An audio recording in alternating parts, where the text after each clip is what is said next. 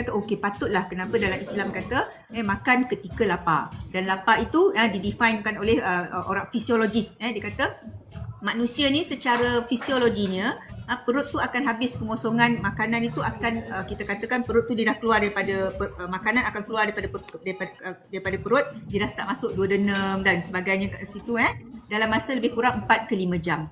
Jadi 4 ke 5 jam, pertengahan 4-5 jam tu adalah 4,5 jam. Jadi maksudnya kalau nak makan adalah selepas makanan itu dikosongkan daripada perut, itulah keadaan ataupun masa yang sesuai untuk orang tu nak makan dia punya next meal.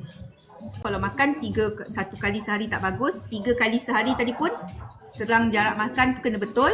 Dan disebut ini bukan kajian yang dijalankan oleh orang Islam. Kajian yang bukan dijalankan oleh orang Islam, dia kata bila dia makan and dia stop makan tu sebelum dia betul-betul kenyang.